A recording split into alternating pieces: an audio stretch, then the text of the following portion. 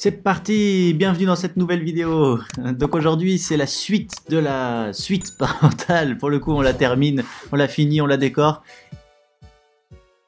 Et on pose des lambourdes en pain, donc avec les petits patins en espèce de bitume là pour justement éviter que la lambourde soit contre le sol et que l'eau puisse s'évacuer correctement. Ensuite là ce que je colle c'est des bandes bitumeuses, donc ça évite quand il pleut en fait au-dessus de la lambourde d'avoir une accumulation d'eau qui se fait entre la lame de la terrasse et la lambourde. Voilà, donc bande bitumeuse, c'est autocollant, on vient le mettre. Et ensuite, on peut attaquer avec de la bonne vis inox, on peut attaquer la pose des lambourdes. Un gros big up à mon pote Julien qui est venu m'aider pour faire cette terrasse, parce que c'est voilà, à deux, on gagne un temps de malade. Donc si tu regardes la vidéo, merci encore à toi. Alors si tu le vois sur la vidéo, j'utilise des petits écarteurs bleus là en fait qui ont d'un côté je crois c'est 5 mm, de l'autre côté 7 mm. Donc là j'ai dû mettre 5 mm un petit peu partout et voilà, ça permet d'avoir le même écart partout.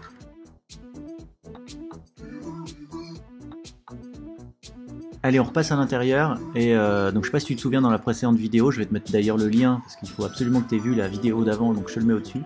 Donc j'avais fini ces murets et pas mal de gens m'ont demandé mais comment ça se fait, à quoi ça sert, donc là tu vas le voir. Donc j'ai pris des parements, donc c'est des parements en vieilles briques qui ont été découpées, que je colle à la colle polymère, j'ai pas envie de faire de mortier, c'était pas nécessaire, voilà.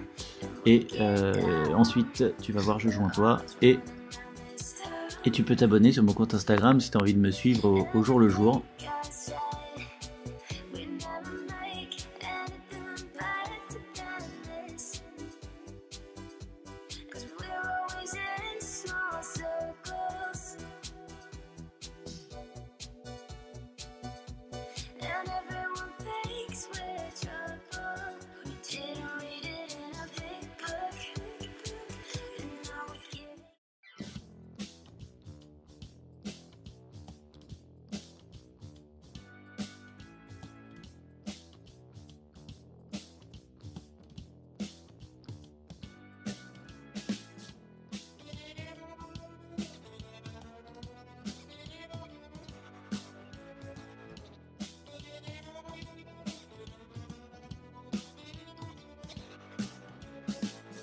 Alors tu vois là je savais pas comment traiter le haut des murets et donc j'avais voulu faire un test, j'avais collé des parements au-dessus et ben, comme tu peux le voir c'est juste ultra moche, donc voilà, je fais les joints, le temps que je cogite que c'était moche et puis ensuite tu vas voir, j'enlève ça.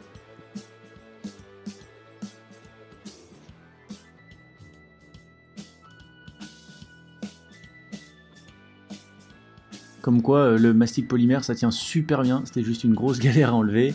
Ensuite, donc pour les joints poche à douille, tu fais ton mélange, tu remplis, tu te dépêches. Donc là j'ai coupé au montage, hein, remplissage de la poche à douille en permanence. Tu laisses un petit peu sécher, voilà, donc avec l'embout coupé un petit peu en biais.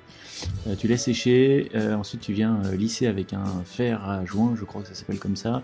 Et puis après je finis à la brosse métallique, voilà, pour avoir un résultat pas trop mal. J'avoue c'est un peu fastidieux comme boulot.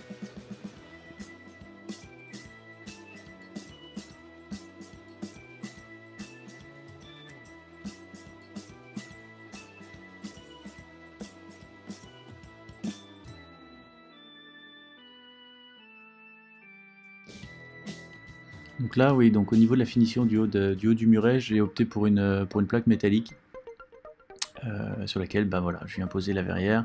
Tu as vu dans pas mal de vidéos la création de verrière, je vais pas en reparler ou montrer ça un peu plus longtemps. Donc voilà, fixation de la verrière, un peu galère avec les angles, mais enfin cela dit, c'était pas la plus casse-pied. Fixation à la cheville molly.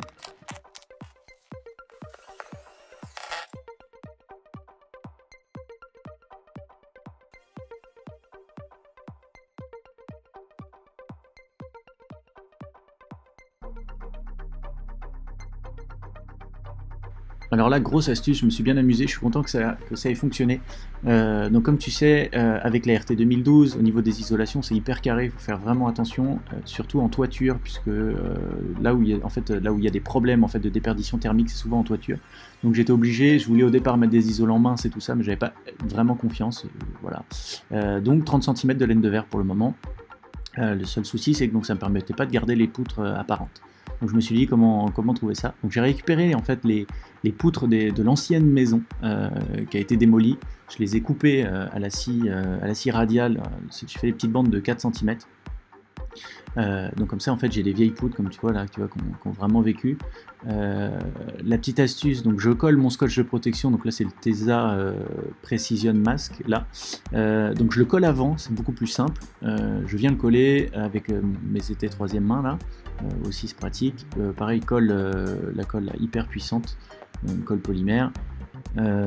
Et ensuite, vu que j'ai les protections me permettent de faire le mastic derrière et avoir quelque chose de super propre.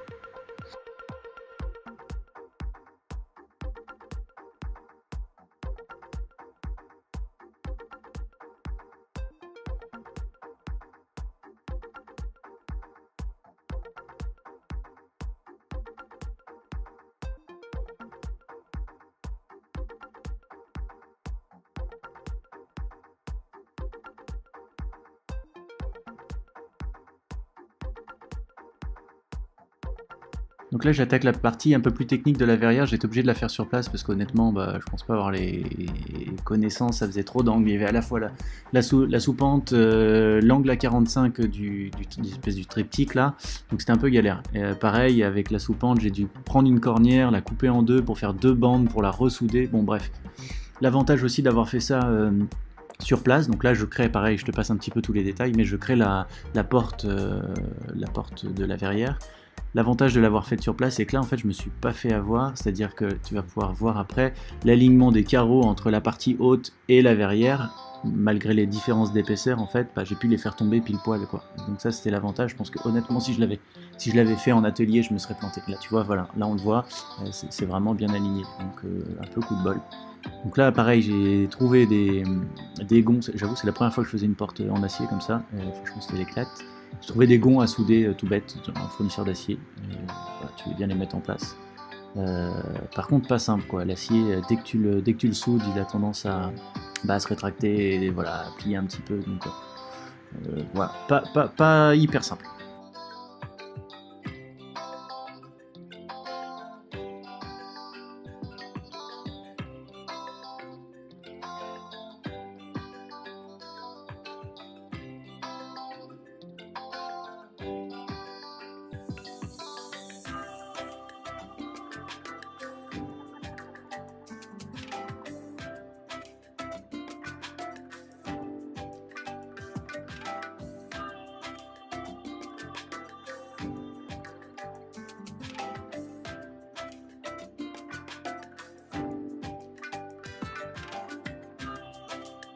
Là pareil j'ai récupéré une vieille planche pour faire le haut en fait d'un placard.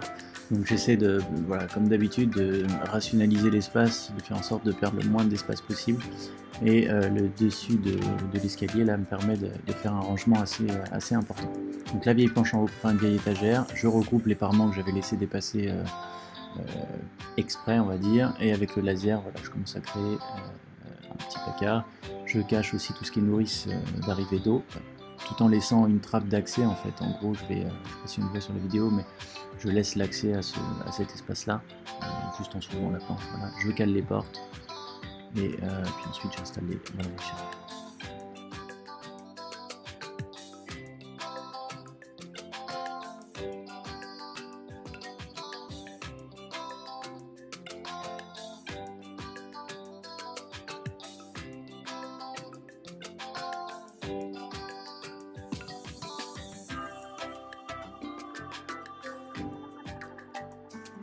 Alors là encore une astuce, donc vu que c'est une salle de bain et voilà, c'est la séparation en fait d'une chambre, enfin en gros voilà, là c'est l'espace salle de bain, donc verre dépoli d'un côté pour faire quand même rentrer la lumière, et ensuite miroir d'un côté et de l'autre, comme ça, donc pareil pour les prises de cote c'était sympa, mais miroir d'un côté et de l'autre qui permet en fait, tu vas le voir après, quand tu es devant tes vasques, tu le vois, et de l'autre côté tu fais entrer quand même la lumière. Donc la déprotection, parce que je ne l'ai pas filmé, parce que peinture blanche à l'air laisse, ça sert à rien.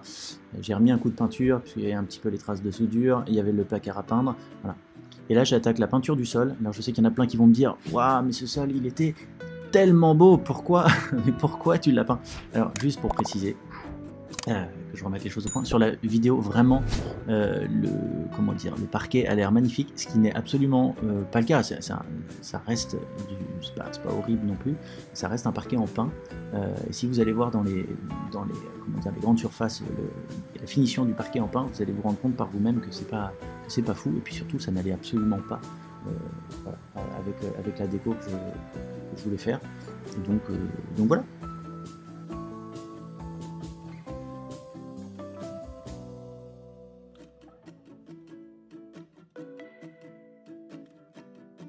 Et là, comme tu peux le constater, eh ben, il fait nuit, et oui, parce que là j'ai bien souffert le dernier mois de la construction, il fallait que je finisse absolument, donc les journées, là il devait être à peu près, je crois, 23 heures ou un truc comme ça.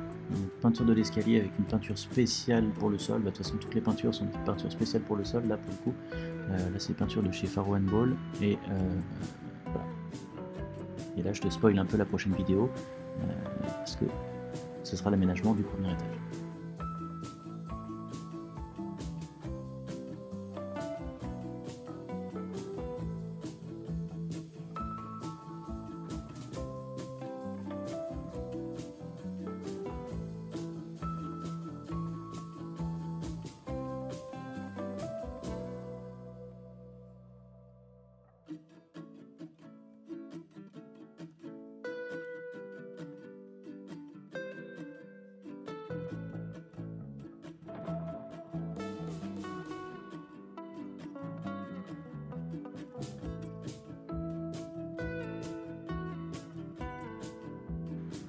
Et là on commence à arriver dans les moments qui sont super cool quand même, parce qu'après tant de mois de construction, voilà, la déco et tout, finir, les finitions, les petites choses, ça prend un temps dingue, mais tu vois enfin le projet se concrétiser.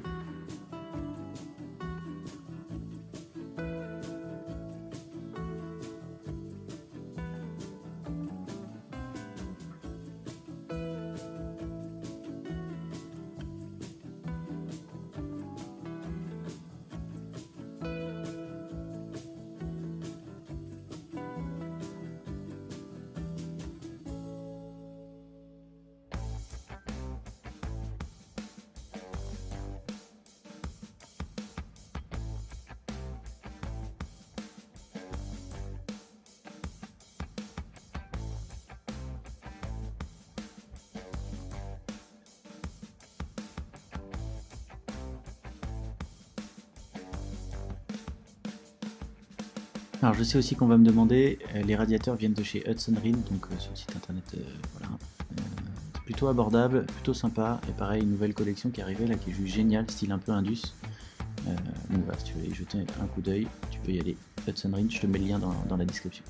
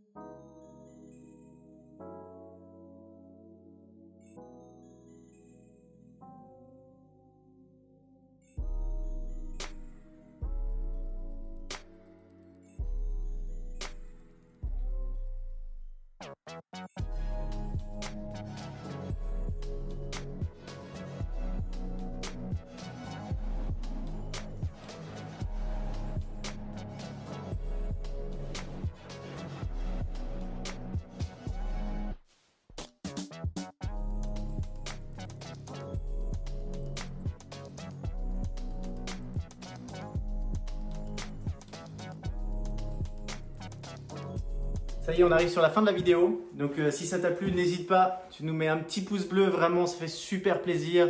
Tu partages, tu commentes, enfin voilà, ce serait vraiment le top pour juste encourager, continuer à faire tout ça. Prochaines vidéos qui vont arriver, ça va être sur la rénovation d'un appartement, donc ça va être pièce par pièce. Et pour l'instant, là, en même temps, je suis en train de chercher un terrain donc, pour construire. Donc voilà, ça, je peux pas t'en dire plus maintenant. Mais voilà, il va y avoir de nouveaux projets. Et là, sûrement, construction maçonnerie aussi, je vais m'y attaquer. Et je te dis à la prochaine vidéo. Salut!